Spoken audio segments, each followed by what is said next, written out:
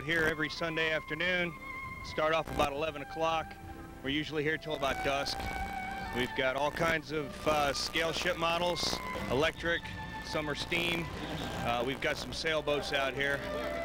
But we come out here every Sunday just to have a good time, hang out together and run our boats and show them off to the crowd. But you don't really need a boat to be a member. Just have an interest in the model boating. If you have a boat, it makes it a lot more fun.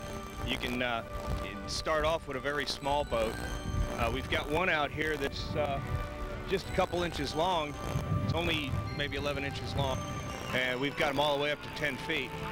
You know, we've got just about every complexity you could get, from just basic kit all the way up to the scratch builts that are long and have all kinds of working gadgets on them. Yeah, somebody could see something on TV and they like it. Or take a tour over at the base. A lot of the guys are active duty Navy and they see ships that they're interested in. I myself, I was on an LST. We used to carry amphibious tracked vehicles, Amtraks, with the Marines. And I thought it'd be pretty neat to make one of those, so I scratch built one of those. You got guys that have a lot of gadgets on their boats and make them work. It's interesting to see how they actually go about making a scale function. You know, something to act like the real ship. They're neat. They're real neat.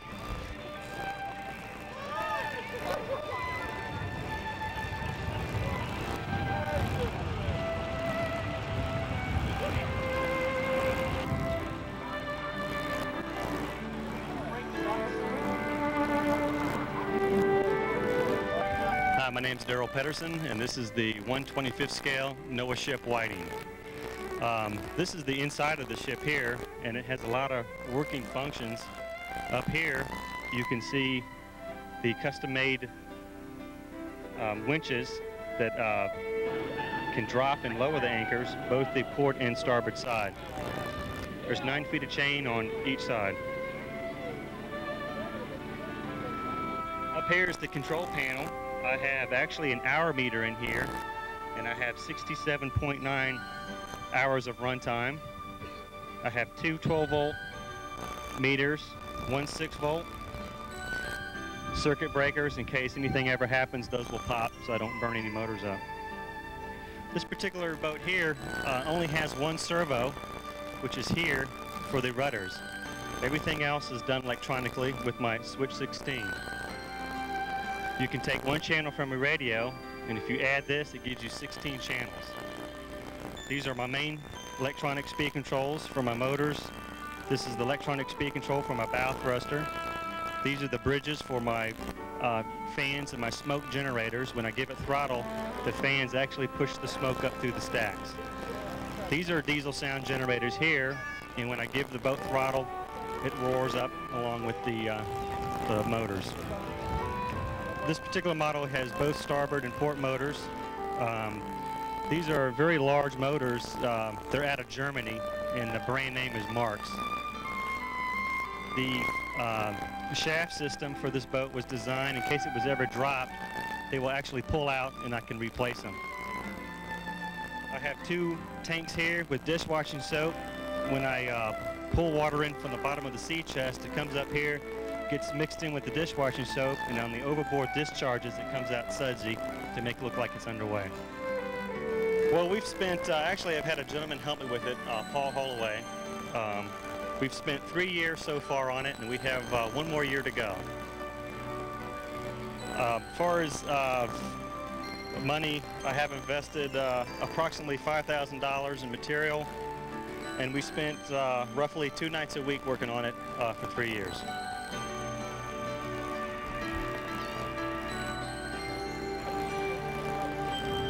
That's how much it's for sale. $50, I'll get this. What's 2 batteries? I'll get you that for. Well, more good look than that. 38 to 180. I think it's about 5 years I've been in it. And we come out here one Sunday and saw them, and that was it. I just went from there. Everything I got, I designed my own. I never built a kit. Well, like my crab boat, I went over to Maryland Museum, I think it's 5 times, and a video they had over there, because there's no plans for them. So it's just they're handed down by father to son, and so there's no two of them alike. But I made it close to the real one as I could. At the and my little rowboat, I still don't know whatever gave me the idea to make it, but I'm glad I did. The biggest thing is just a lot of fun. Anything put a smile on people's face. If you can make them laugh, that's better.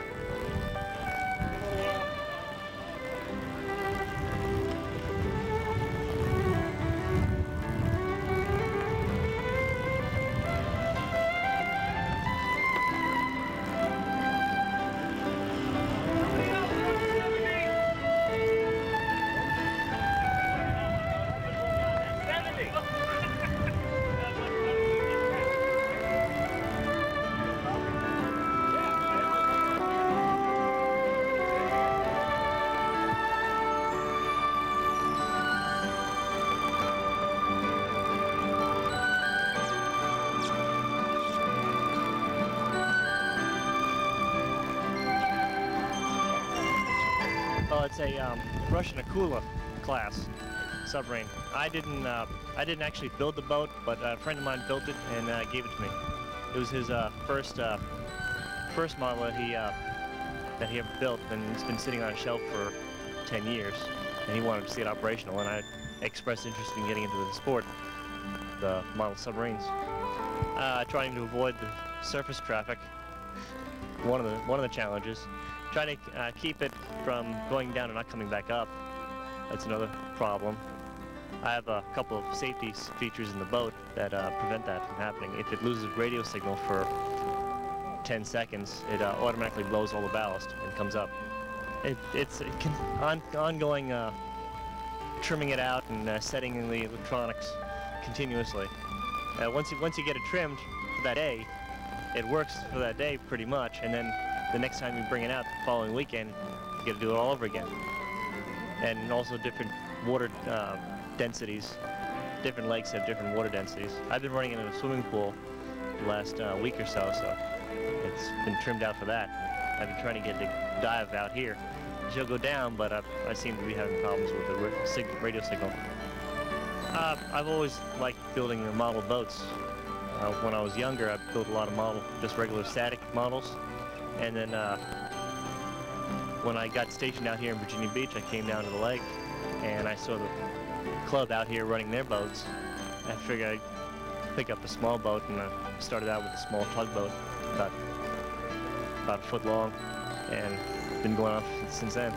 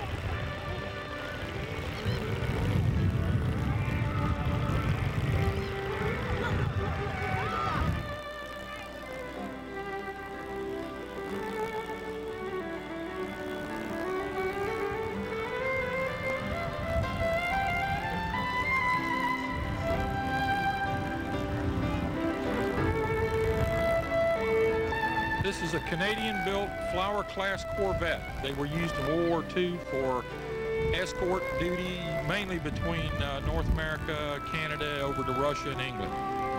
They were built in large numbers because they were very cheap to build, and they would only go about 16 knots, about the maximum of most of the convoys. This particular model was originally a old display kit made strictly for display, sitting on the desk or something, and I cut it up, and it is literally filled from bow to stern with different types of gearboxes and electronics. Some of the things that operate on it are the anchor actually anchors, it actually drops, will anchor the ship and come back up.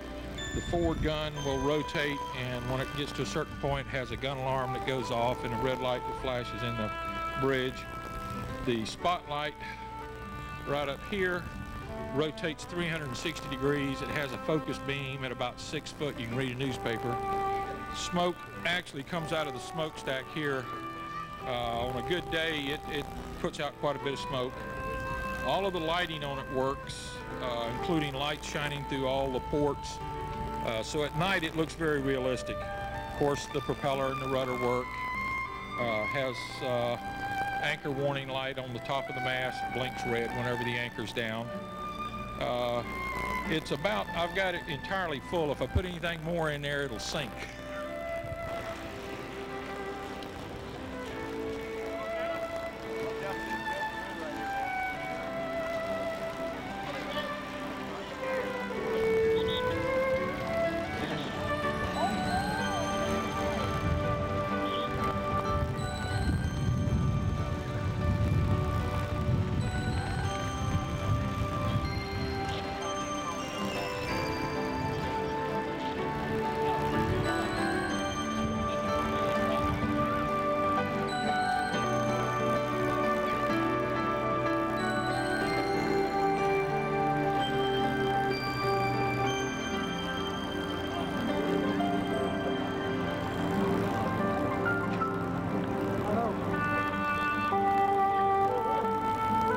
Actually, my boyfriend's into helicopters, and now he's thinking about getting into boats and submarines, so we have to come down here and check everything out. And we came down looking for you guys on Saturday, but we found out you guys only come out on Sunday. So now we're coming down here and watching everything and talking to some of the elite fleet and finding out what it takes to put into making boats and submarines. Talking to people and finding out just how many painstaking hours it took to put into it, and how well they know their boats, and how well they know to anticipate what's going to happen next. I mean, they're really in touch with these things that they've created, and watching them play with them like little kids, and these are grown men. It's just fun watching their reactions to things. It's great.